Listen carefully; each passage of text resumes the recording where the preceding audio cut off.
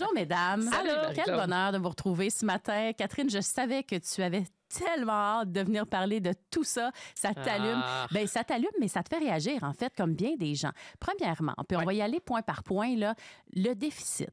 Le déficit, là, c'est un peu bizarre parce qu'on l'a présenté, c'est la première fois qu'on fait ça. On a divisé ça en deux. On a dit, c'est comme si on disait, il y a les vraies dépenses, puis il y a les dépenses qui sont des investissements. C'est un peu comme ça qu'on nous le présente, mais au global, il y a quand même un déficit total de 78 milliards de dollars.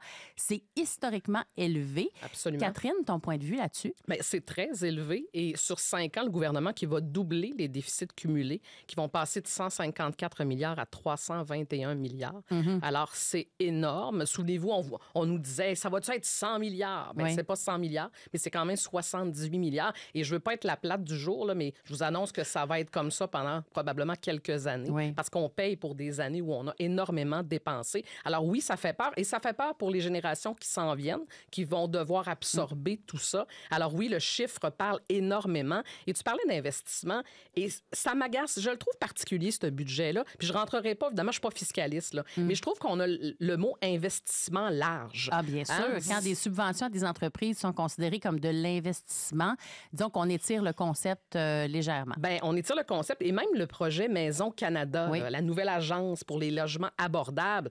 En quoi, officiellement, c'est un investissement? J'aurais aimé ça entendre M. Champagne nous l'expliquer. Bon, malheureusement, ça n'a pas été le cas. Ben, moi, je peux te proposer, je vais me déguiser en M. Champagne. Moi, je pense que M. Champagne va dire, ben madame, quand on construit, là, puis qu'on utilise le bois du Canada, là, ben, c'est un investissement dans notre industrie forestière. D'après moi, là, M. Champagne t'aurait sorti ce genre de ligne-là. OK. Non, tu penses pas? Oui, sur la ligne, probablement. Je sais pas où est-ce qu'on s'en va avec ça, mais comme je vous le dis, je trouve que c'est un peu large. On investit, puis en passant, il y a des sommes aussi qu'il y avait déjà dans l'autre budget d'avant. Là, on gonfle un peu les investissements pour arriver avec pondérer ça, là. Ben oui, je pense. OK. Joanie, pour toi, le chiffre de 78 milliards, te fait-il peur ou non? Le seul côté générationnel de ce budget va être que la dette va se perpétrer de génération en génération et qu'elle va augmenter. Donc, c'est en tout cas. Mais ça te fait peur ou pas? Tu fais confiance au gouvernement ou t'as peur? Ben c'est un peu dur. Je fais confiance. Le contraire serait. C'est pas que je fais pas confiance, mais c'est un budget que je trouve quand même difficile à comprendre parce que c'est très nouveau, puis c'est très carré. On parle, tu sais, puis comme un peu comme un budget technocrate. Technocrate, exactement.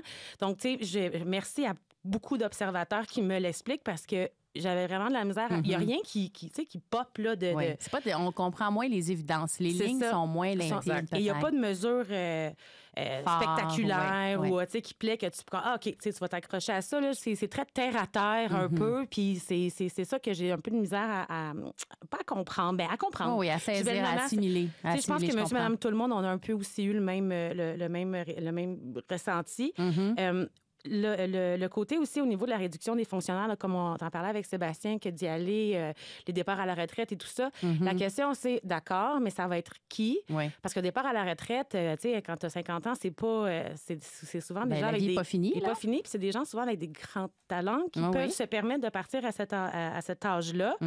Et comment qu'on va les remplacer, la productivité? Là, j'entends d'un côté qu'on veut quand même essayer de faire un ménage au niveau des procédures pour éviter des chevauchements. Là, je me dis, OK, on a l'intelligence artificielle qui arrive, mais tu sais, je trouve qu'on nous annonce ça, mais la mise en œuvre, la productivité, les conséquences pour toi sont ils sont mal expliquées aussi, on sont expliquées, je les saisis pas, puis c'est pas ça que j'ai retenu. Moi, sur le déficit, je vous invite, ceux et celles qui ont un intérêt à comprendre le déficit, puis est-ce que c'est grave ou pas, parce que c'est quand même la question de l'heure. C'est un déficit historique. Allez lire Gérald Filion sur le site web de Radio-Canada. Gérald a une capacité à rendre les choses compliquées très simples. Et puis, j'entendais justement à son émission hier, Jimmy Jean, qui est à la tête de Desjardins, dire que pour lui, ce n'était pas inquiétant parce qu'il disait, je pense qu'il disait il y a 2 pays là, qui ont la capacité de le faire. Puis le Canada fait partie. Est-ce que c'est l'Allemagne, le 2e pays? En tout cas, il y a 2 pays en ce moment qui sont capables de faire ça, d'assumer des dépenses comme ça, parce que le ratio qu'on connaît en ce moment, l'économie, la force de l'économie canadienne le permettait encore d'arriver avec des investissements majeurs.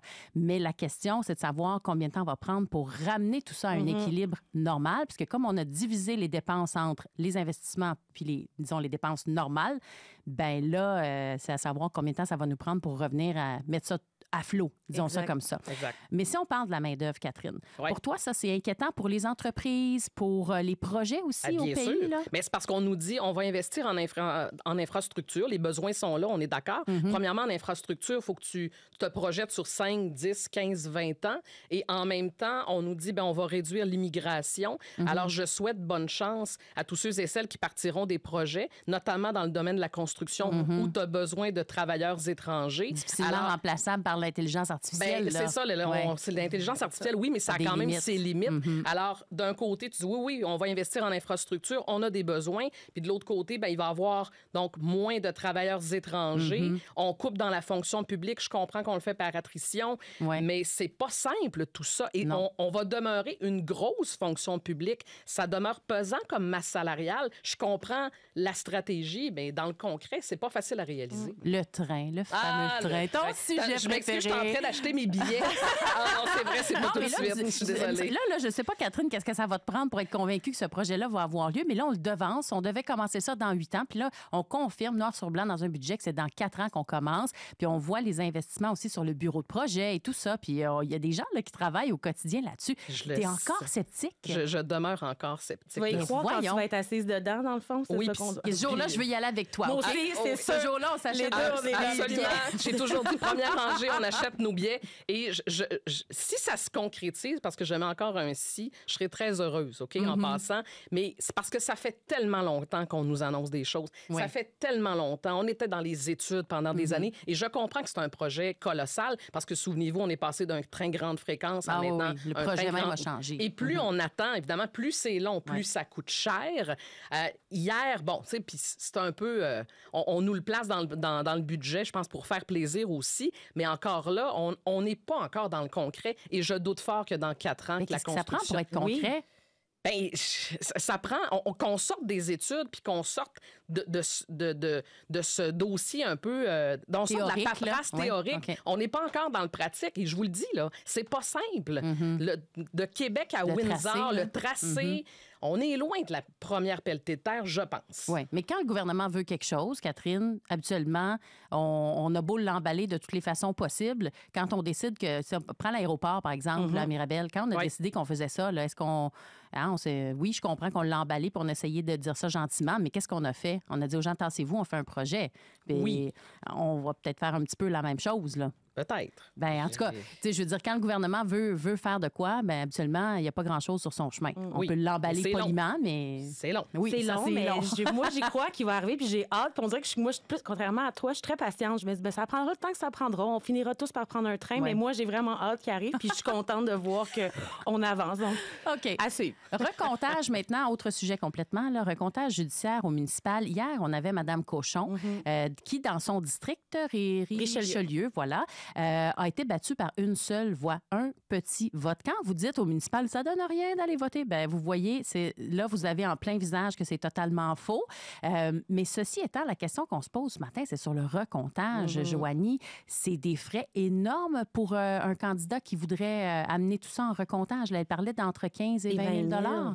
C'est énorme et je trouve ça très dommage que c'est seulement en cas d'égalité qu'il va y avoir un recomptage par le judiciaire officiel. Et là, les frais, c'est un avocat, s'adresser au tribunal et tout ça, et que ça soit à la charge du candidat, ça me sidère. Je me dis, pourquoi on n'y va pas avec les autres paliers, que c'est 0,1 ou limite entre 1 et 10 votes, mettons?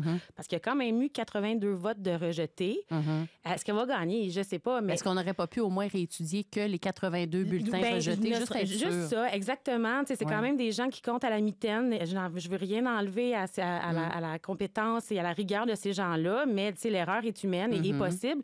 Et je me demande, j'aimerais vraiment qu'on m'explique pourquoi au municipal, on ne le fait pas, contrairement aux autres paliers, parce que je trouve que c'est pas servir la démocratie de donner ce fardeau financier-là aux candidats. Et en même temps, c'est pas non plus un incitatif à le faire en sachant que déjà, tu engages énormément de frais dans ta campagne. C'est pas garanti non plus nécessairement que tu vas les avoir remboursés. Et là, c'est en plus par un seul vote. Et on se passait la remarque, Catherine et moi, hier, l'entrevue de Mme Cochon, je la trouve extrêmement sereine et résiliente. J'ai une grande admiration pour sa capacité à accepter. Oui, vraiment, ça m'a frappée. Mais j'aimerais vraiment ça qu'on regarde ça autrement, puis que même au palier municipal, qui est le plus important, que ça soit aussi considéré, là, que ça soit pas la charge. Mais en passant, c'est pas un désaveu ou une attaque contre celui qui a été élu. Non, elle le faisait tellement bien. Elle disait, moi, j'ai rien contre, là, puis tu sais, c'est pas personnel du tout, là. Puis elle reconnaissait la victoire de son collègue, là, son jeune collègue d'ailleurs.